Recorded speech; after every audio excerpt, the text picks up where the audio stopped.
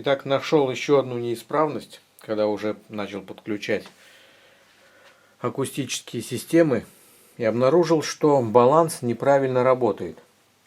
Обратите внимание, вот здесь у меня эквивалент нагрузки 4 Ома. Вот такая специальная коробочка. Там внутри мощные резисторы проволочные. И все это поканально, тут оформлено. Если хотите, тут схема у меня есть на такую коробочку.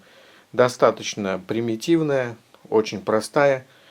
Эквивалент нагрузки. И что самое интересное, 0 дБ это означает 8 вольт на выходе среднеквадратичного значения переменного напряжения 1000 Гц, 8 вольт на выходе усилителя мощности при условии, что выход нагружен, оба канала на 4 Ома.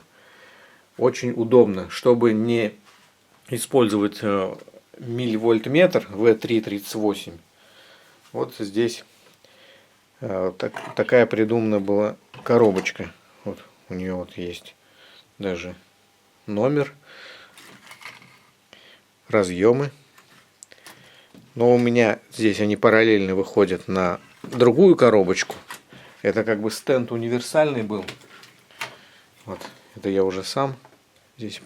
Это для других измерений. Ну, в общем, схема будет в описании на такую коробочку. Сейчас на данный момент подключен сигнал 1000 Гц, 500 милливольт на вход подается. Вот это регулятор уровня входа. Вот это баланс входа. Помните, вот обратите внимание на стрелки магнитофона. Тут все правильно регулируется, левый, правый. То есть отображение имеется в любом случае в стерео раздельно, независимо от того, как нажаты вот эти кнопки. Ну и еще обратите внимание на стрелки эквивалента нагрузки. Баланс я вращаю влево, стрелки упали. Вот это баланс выкручен полностью вправо, стрелки поднялись. Это громкость на полную.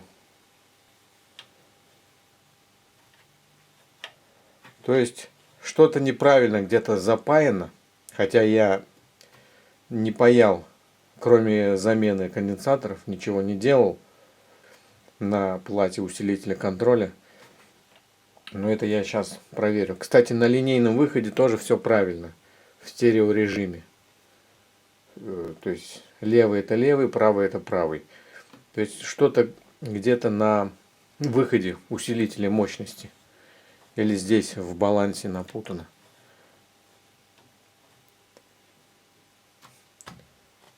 Уже начинают нагреваться чуть-чуть. Тут на канал приходится по 2 резистора. 25 Вт каждый из резисторов. И номинал у него 8,2 Ома я выставил. Но если в параллель будет 4,1. Ну, то есть около 4 Ом. И получается мощность рассеивания около 50 Вт на канал. Таких тут резисторов всего 4 в этой коробочке. В общем, схему скачаете, кому интересно будет.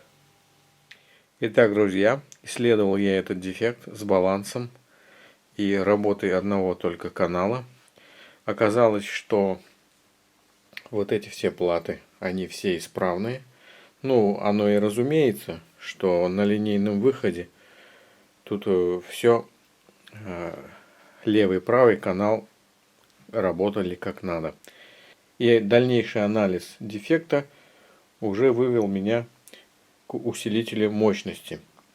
Я уже тут, как вы видите, поисследовал, заменил вот эти микросхемы. Мне повезло, что работает только один канал, второй не работает.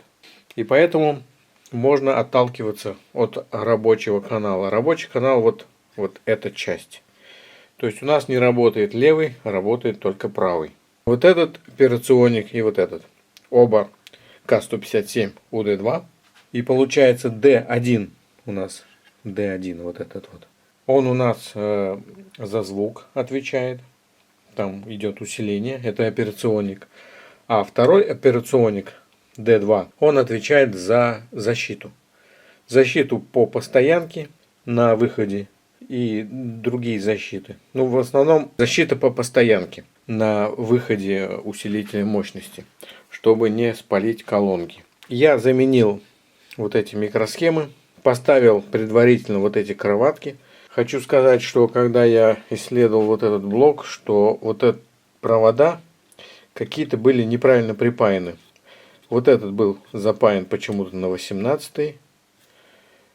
И это меня смущало. Вот здесь тоже все было перепаяно. То есть кто-то уже конкретно копался. Вот этот резистор почему-то обугленный, задымленный. И этот тоже, кстати. Вот. Сейчас с новыми микросхемами у меня на данный момент не работает мощный выход. То есть получается пребывает в защите. Реле отключает акустические системы. Поэтому невозможно оценить мощность сигнала, мощность уровня на выходе. Но можно оценить уровни напряжения на операционных усилителях и на транзисторах. И сейчас, как я обещал, хочу рассказать, как можно анализировать дефект.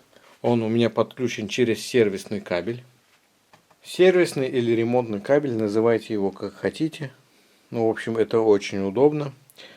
Можно сказать, без него нельзя обойтись. И меня интересует вот этот транзистор V3 и V6. V2 в схеме вы увидите его. Вот, тоже база-эмиттер. Смотрите, база-эмиттер у него 0,6 вольт. У вот этого транзистора тоже есть такой 315 в этом плече. Тоже замеряем. База-эмиттер. У него 73 милливольта. То есть и этот транзистор, и этот, они не работают.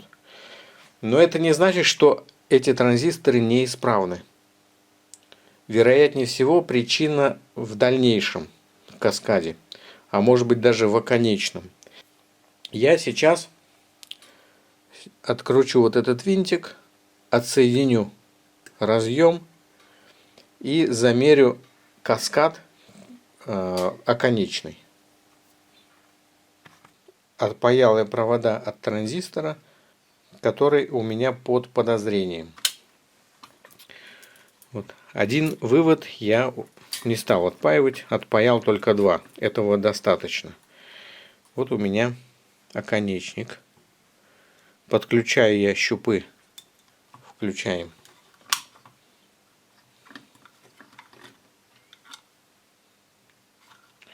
Вот почему-то показывает, видите, коэффициент усиления 5. И вот здесь с коллектора на эмиттер показывает какой-то диод. Но это явно, что транзистор не работает. Он какой-то битый. Не смотрите, что у него переход полвольта, как будто бы хороший. Но это ни о чем не говорит. То есть вот этот транзистор под замену.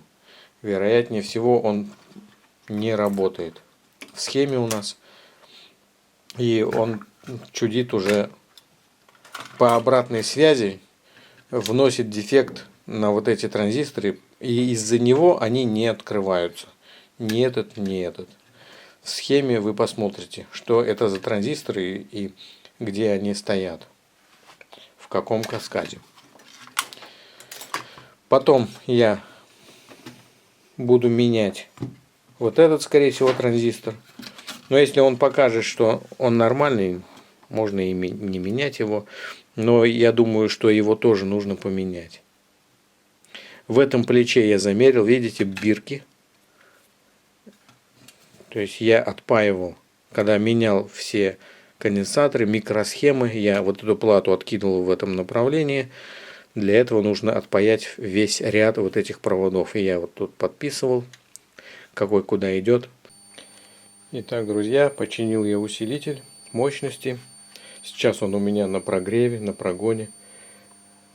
Смотрите, тут больше 8 вольт, около 9,5 или даже 9.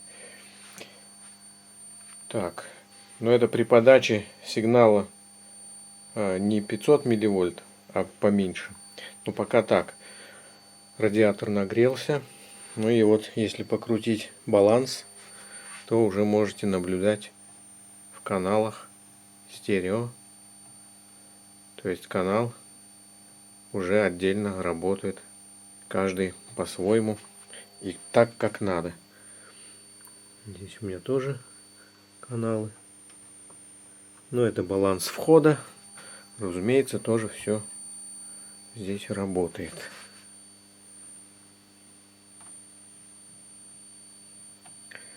Ну, в принципе, все. Идем дальше. Ну да, что я сделал? Оказались вот эти транзисторы. Один вообще был без пасты. И вот он, кстати, был не совсем пробит, а с коллектора на эмиттер просто показывал диод.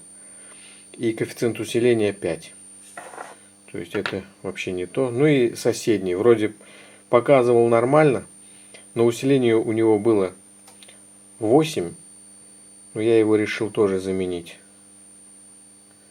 И 814. У него усиление было 39.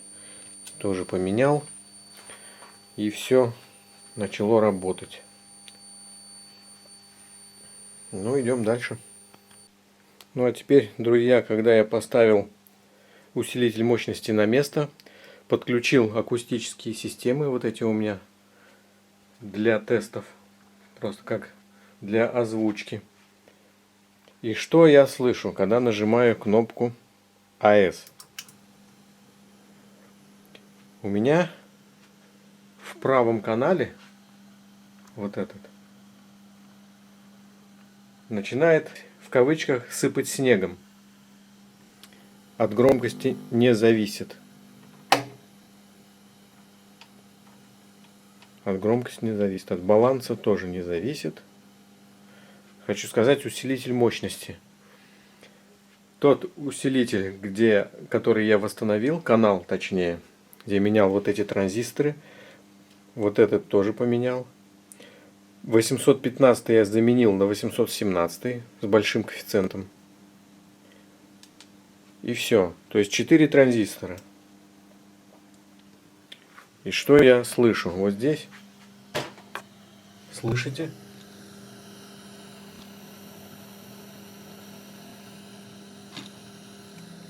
Вот это и есть. То есть разница огромная в состоянии покоя.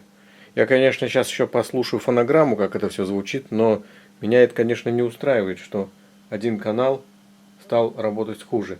То есть тот канал, который был без профилактики. Вот это с профилактикой идет отлично. Хотя синусоида по осциллографу я смотрел, все ровно. С нагрузками тоже все ровно. Нагрузку каждый канал держит как надо. И все ровно. Но вот эти шумы мне, конечно, не нравятся. То есть шумящие транзисторы, видимо. Да, ребята. Я искал сейчас дефект. Разбирался с этими шумами. А эти шумы на осциллографе выглядят как вот такая вот помеха. Такая как будто бы лес такой. В такую ширину. А когда тишина, то есть такая палочка, ну представляете, да? Вот типа вот такой вот. И один канал чистый, другой нет. Я думаю, может быть, все-таки что-то с микросхемой идет. Хотя микросхема новая стоит. Вот это точнее. И выявил я вот что. Обратите внимание вот на коррекцию. Коррекция. 39 пикофарад. То есть 7 и 8 ножка, 1 и 14. То есть вот наоборот, 1, 14, 7 и 8. И последовательно с этим конденсатором стоит резистор на 1 килоом. Вот зелененький. Прямо вот видите, они вместе. И вот здесь тоже последовательно стоит резистор. В схеме это тоже есть. Сейчас покажу. Так как вот этот блок обновленный, то есть из последних за 86 год, может быть даже 87, поэтому тут все последние доработки. И вот здесь у меня схема на телефоне. И вот эта коррекция, вот она, 61А и 39 пик. Они последовательно включены. Во втором канале аналогично. А если взглянуть на старую схему, тоже от Илети 102.1. Усилитель мощности. Смотрим. 7,8. Просто 39 пикофарад. И без резистора. Здесь то же самое. Вот такие вот изменения. Поэтому вот этот за 83-й, может быть 4-й год схема. То есть первоначальная. А вот здесь у меня более новая. И хочу сказать, что самое интересное, вот этот резистор, видите, он не похож на этот. А этот 1 килоом. А этот 130 Ом. Почему-то. И вот здесь, именно в этом канале, где номинал стоит не по схеме, не по вот этой схеме, 130 Ом, идет сильный возбуд высокочастотный. Я надеюсь, конечно, что проблема именно в этом. Проблема вот этого шороха, шума.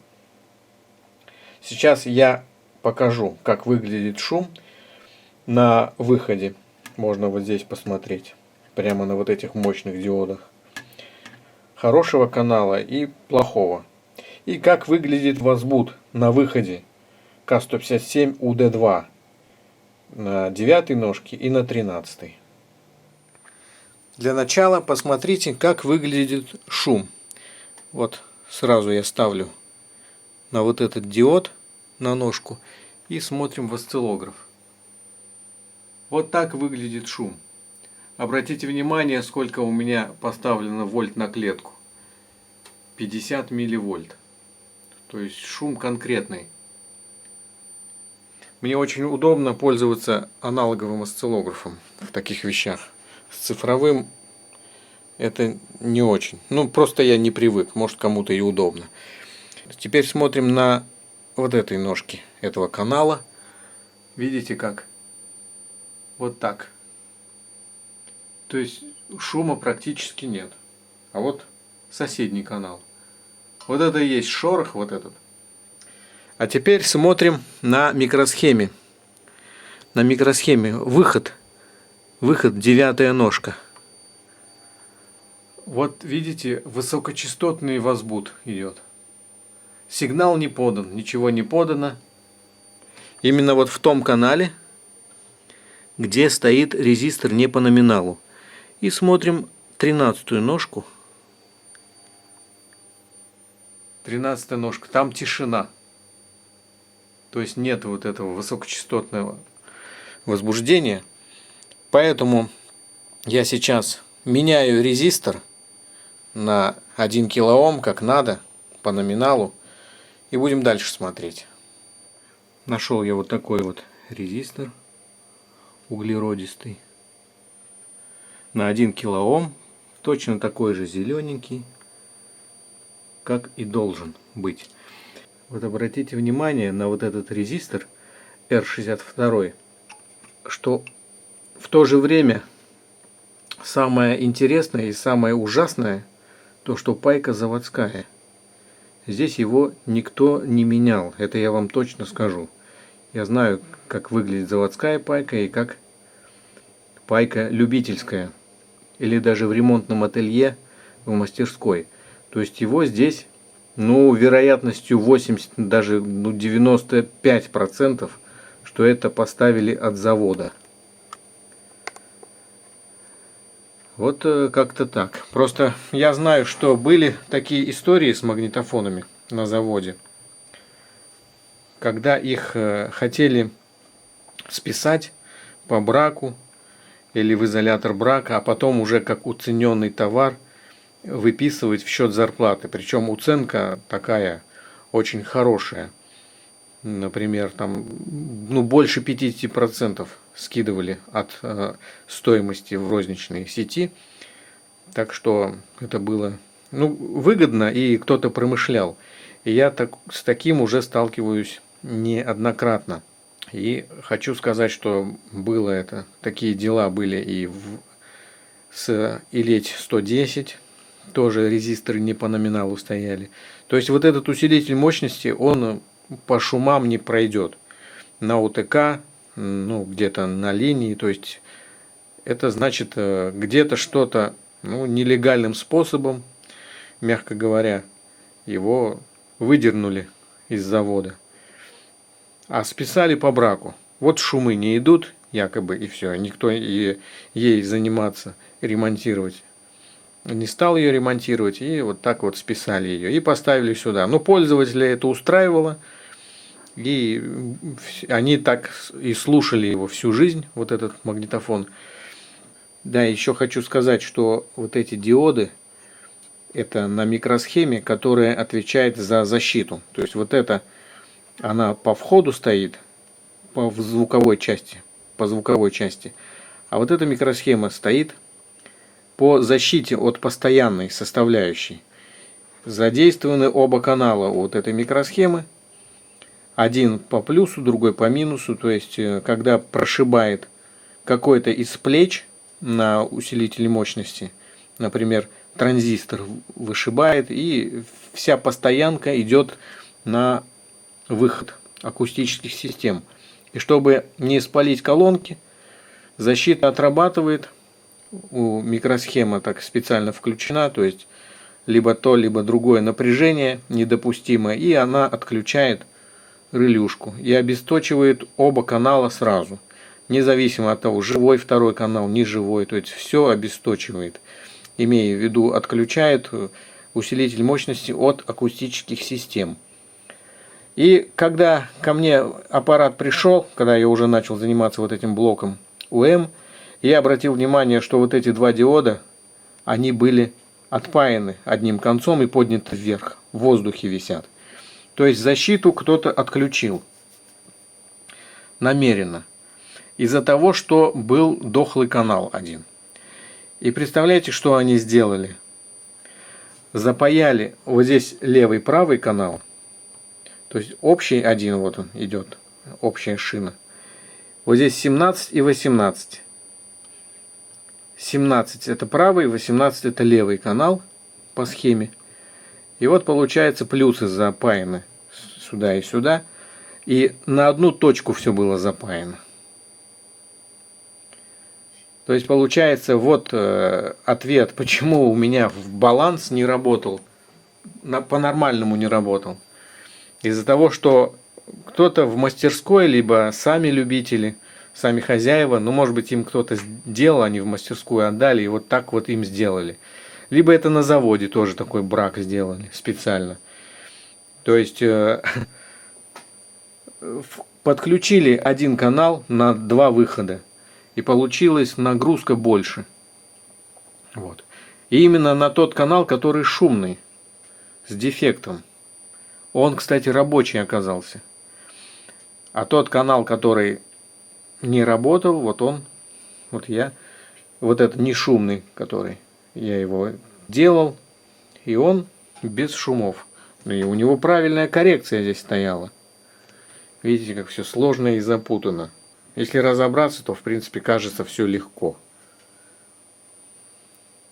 Ну что, друзья, ситуация становится все интереснее и интереснее.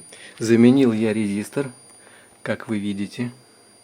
Зелененький, стоит 1 килоом, здесь тоже все как положено.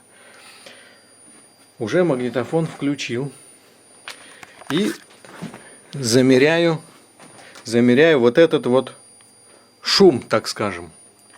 Вот здесь.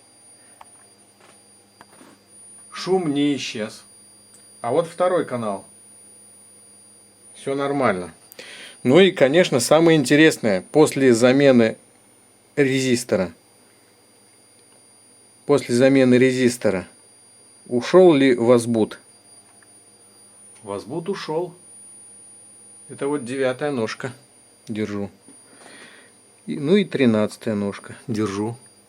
То же самое. То есть заменил все как положено. Резистор поставил. Но шум не исчез. Ну, показывать вам это не буду. Также шум присутствует, ну, в этом каскаде, в этом канале. И что я дальше делал? Исследовал, где он генерируется, этот шум. Ну, лазил щупом осциллографа. Вот таким вот щупом. Осциллограф у меня 72-й. По каждому выводу транзистора смотрел, где он выходит. И как стоило только мне прикоснуться до базы 815 транзистора, вот здесь, я сразу слышу, как ушел он в защиту, усилитель мощности. И что-то случилось. Даже чуть-чуть на полсекунды подгуживал трансформатор силовой. На полсекунды и все. И потом ничего нет. Смотрю, питание исчезли. Плюс-минус 30 вольт. Ну тут 25. Плюс-минус 25 вольт исчезли. Но сгорели вот эти предохранители 5-амперные. По какой причине сгорели они? Начал прозванивать оконечники. Вновь поставленные, причем оконечники. Очень жалко. Они оба были пробиты в одном канале. То есть после вот этих манипуляций, вам хочу сказать свой опыт, видимо, был щуп с потенциалом. То есть я вот здесь замерил, здесь, там, вот на других, вот тут мерил, в другом канале сравнивал, тоже мерил, на микросхеме, везде вот так мерил. Ну и домерился, и получается, вот навел потенциал на 815, а это предоконечный каскад. Предоконечный. Так, лучше вот эту схему смотреть. И вот получается, я его слишком сильно открыл. 16-я. И вот 16-я. Она в базу пошла. Вот этого 808-го, он его тоже сильно открыл и вывел из строя. И сразу следом выходит из строя второй транзистор в этом канале. Вот такая вот печальная ерунда.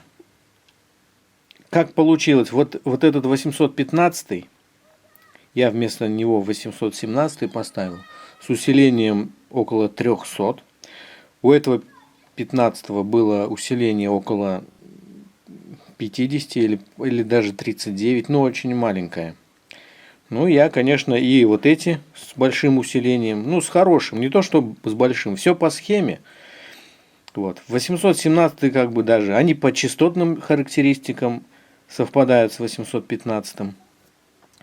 Только мощность рассеивания у него другая, у 17 больше.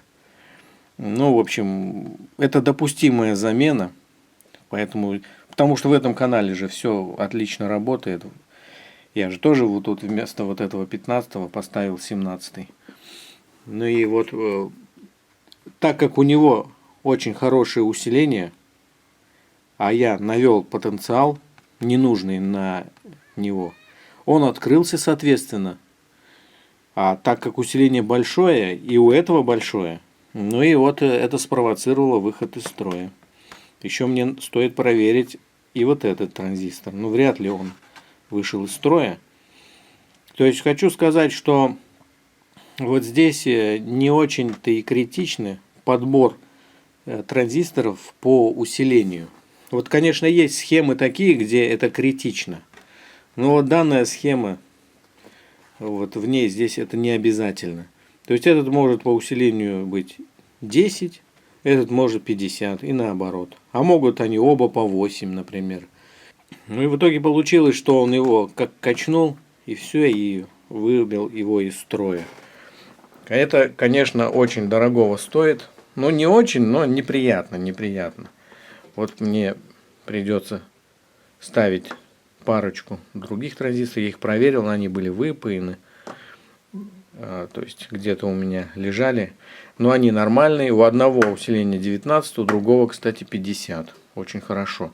Ну и хочу сказать вам, вас предупредить, что если работаете с щупом, то очень аккуратно, особенно когда все в режиме под напряжением и вы замеряете напряжение, то лучше щуп использовать с делителем 1 к 10, чтобы там 10 мегаом было. Только так, такие вот схемы. Вообще усилители очень тяжело анализировать, так как тут очень много обратных связей. И, например, какой-то дефект, тот же шум, если вы исследуете покаскадно, каждый транзистор в каждой точке, то будьте аккуратны, потому что можно вновь поставленные транзисторы выбить из строя. Поэтому меньше вот этих замеров делайте щупами и очень аккуратно. Еще чтобы щуп никуда не попал. Ну, лучше мультиметром замерять все режимы. Но опять же, как шум анализировать. Но у меня кое-что движется. Хочу сказать, что от оконечников не зависит этот шум, от предоконечников тоже не зависит, от вот этих. Ну и от вот этих малошумящих тоже не зависит, потому что они тоже вновь поставлены. Но повторяюсь, что вот этот транзистор, который я не менял, возможно он. Но и тут не очень опасно мерить, но, конечно, предоконечный каскад будьте аккуратны. Сейчас я поставлю эти транзисторы, это будет не так быстро. Ну и будем смотреть, что дальше. Итак, после некоторых исследований и неудачи с вот этим транзистором, я пришел к выводу, что шум идет не от усилителя мощности, а до него. И здесь ни одна из вот этих 8 плат не виновата в этом шуме, потому что я менял местами усилители входные, ничего не менялось. Потом снимал УШП, тоже ничего не менялось. Но без УШП, в принципе, звука вообще нет. А так, чтобы его использовать в режиме усилителя, достаточно 3 плат. Это УШП и 2 входных. Вот эти крайние. А усилитель воспроизведения, вот этот усилитель воспроизведения и 2 усилителя записи. И ГСП можно снять, если его использовать в режиме просто усилителя. Это уже проверено. На данный момент шум присутствует. Он такой же вот здесь. Все то же самое. 50 милливольт на клетку. Ну и в соседнем канале смотрим. Здесь он вот так. Хочу сказать, что вот этот шум, он усиливается. Если посмотреть на входе, левый канал это 5-й контакт. Вот он 5-й контакт.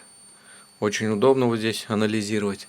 Шум выглядит вот так. Он, конечно, поменьше. Вот это на входе.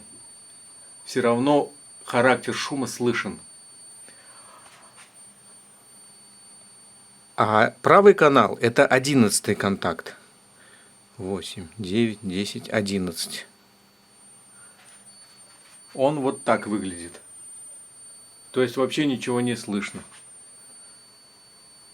Снова возвращаемся на 5-й контакт. И вот так он выглядит. Ну, а тут он усиленный на выходе. Значит, если не в этих платах дело, то, конечно же, ничего нам не остается, как думать на вот эти платы. То есть одну плату усилитель контроля. Как вы видите, там усилитель наушников К157 УД1. Вот эти микросхемы с теплоотводами. Одноканальная микросхема. Их тут 2, левый и правый. Но у меня схема в бумажном виде. Вот эта схема. Она не совсем соответствует. Вот илеть 102.1 стерео, вот сами видите. Схема усилителя контроля. Тут нет 157 UD1. Такой нет. Все изорвано, надо все это заклеить. На вход усилителя мощности, значит, как я говорю, 11 это правый канал, а левый это пятый. Получается это 53, 51. Это значит 21 и 22. Идет в линию. Вот они, 21 и 22. Это значит контрольная точка на усилителе контроля. Это 3 и 7. Вот 3.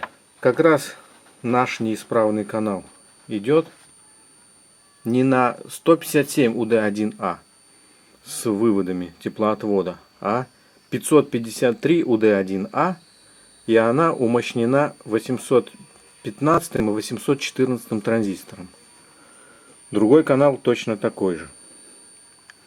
Эта схема не соответствует моему варианту Елеть 102.1. То есть мой экземпляр 87 года, а вот эта схема примерно 84 года, 83. Скорее всего 83. Тут немножко позаимствовали еще от 102, просто без единички. Тут очень большая путаница с моделями и версиями. Елеть 102 претерпевала несколько изменений за все протяжение своего производства. И 102.1 тоже претерпевала на всем протяжении с 84 по 87 тоже модернизации. И несколько раз в год. Соответственно, схемы разные, но она у меня есть в электронном виде. И она получше сделана. Это вот на огромном одном листе. А та схема от 86 года, она выполнена в альбоме. Вот типа вот такого альбома, как от 110 в альбоме. А тут на большом листе А1, наверное. Огромный лист. Вот у меня клочок есть из такого альбома формата. Вот такого же. Но только усилитель мощности. А усилителя контроля, к сожалению, нет. Но буду пользоваться то, что у меня в телефоне. Сейчас найду схему и посмотрим на выходе вот этой микросхемы и что у нее на входе. Может быть, тоже коррекция неправильная, как вот здесь у нас ситуация была с этим резистором коррекции. Может быть, не соответствует что-то номиналу, потому что это может быть вполне. Этот шум практически не дает о себе знать, когда идет сама музыка на большой громкости, фонограмма. Но в режиме тишины, когда пауза между треками, это очень неприятно, очень сильно разнится. Сначала проверить номиналы обвязки микросхемы левого канала. Ну а потом уже в противном случае ее поменять. Здесь очень, конечно, тяжело будет меняться она, потому что вот эта плата усилителя контроля на Г-образном шасси, вот это нужно все снимать, все эти платы, разумеется. Дальше, а я уже прикрутил панель, это все тоже надо разбирать, снимать. Ну, это дело такое, ремонт сложный, сам аппарат сложный. Хочу сказать одну вещь. Я поставил на место усилитель мощности и, как вы заметили, откинул вот эти платы, вот они, и подключил к АЭС колонку, и слышите звук.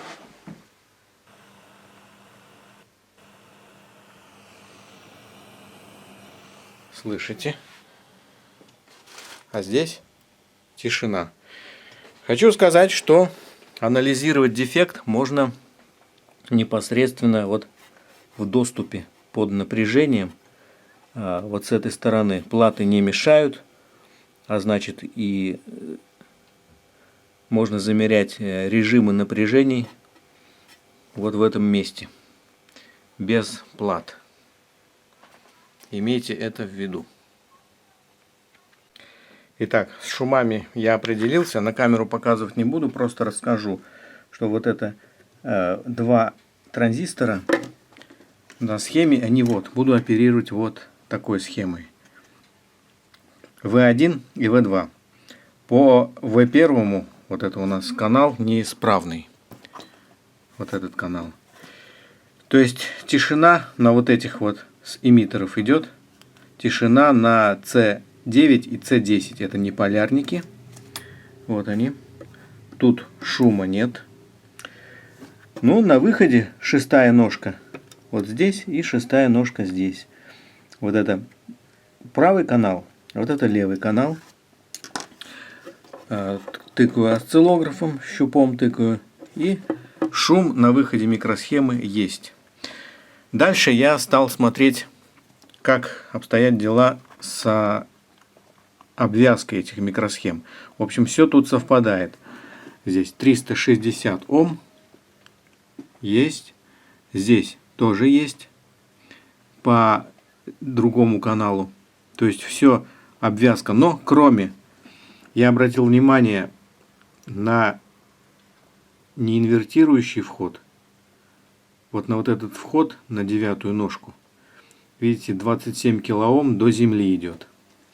Здесь тоже R17 27 килоом до земли. То есть R16, R17. По печати, где они стоят. Сейчас покажу. Вот это R17. А вон там вот R16. Вот под вот этим резистором переменным R16. Хочу обратить ваше внимание, у него параллельно R16 висит какая-то емкость. И опять же она от завода. R16 это как раз канал с дефектом.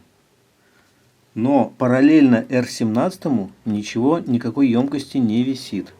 А вот здесь обратите внимание, вот этот флажок. Для чего он нужен? Непонятно. Я, конечно, сейчас его уберу. Сделаю согласно схемы, как задумано. Я не знаю, кто это запаял, но пайка заводская. Может быть, не заводская, может быть, я ошибаюсь, но аппарат очень странный. Я не знаю, вот это уже второй дефект, вторая оплошность, когда запаяли не тот номинал. И вообще он тут не нужен. Сейчас я отпаяю его и посмотрю, что будет с шумами. Ну, в общем, я отпаял одну ножку этой емкости. Видите? И шум не ушел. Может быть, это какая-то доработка от завода. Может быть, на том резисторе тоже есть эта емкость, но с другой стороны. Я не обращал внимания, а я это, конечно, посмотрю. Замыкаю эту емкость обратно, то есть шум не уходит. Все то же самое. Пока что все сводится к тому, что вот эта микросхема по левому каналу, она с шумами. И хотелось бы ее заменить, но это не так просто. Печать двухсторонняя. И что самое плохое, что тут железка закрывает с той стороны. Если на уровне вот этого винтика посмотрим с этой стороны. Вот этот винтик. И получается вот эта часть шасси закрывает микросхему. Практически обе полностью. Ну, чуть-чуть виднеется вот, конечно, вот здесь виднеется, но это не дело. Все освобождать и открывать полностью. Вот эту плату отсоединять от вот этого шасси металлического. Это очень тяжело. Я попробую весь монтаж сделать с этой стороны. Придется эту микросхему выкусить. Ножки с этой стороны повытаскивать. Гильза двухсторонняя, то есть на ту сторону по-любому пройдет контакт. Ну, значит, я паять буду только с этой стороны аккуратно. Откусил я микросхему прямо под корень самый, вот она. валяется. И теперь вот эти ножки я сейчас буду отпаивать. Почему я пришел к выводу, что в ней дело? Потому что на входе шума нет. Идентично, как и на исправной микросхеме. Ну и еще при замыкании корпуса на вход. Вход — это 8-я ножка. Когда подсаживаю я корпус, шум не прекращается. Вот. Но зато очень большой грохот стоит в динамике. Ну, в общем, буду менять. Ну а теперь буду олово извлекать вот таким вот уже известным вам электромеханическим оловоотсосом. Таким вот образом.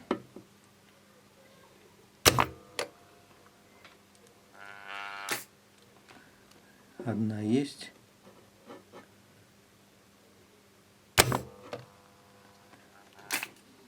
Осечка.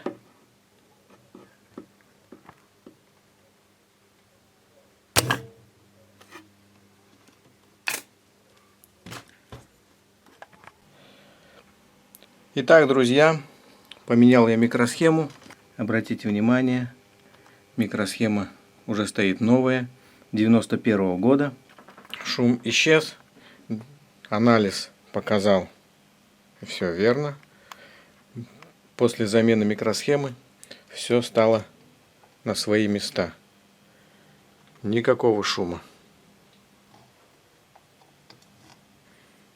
Если что, усилитель включен.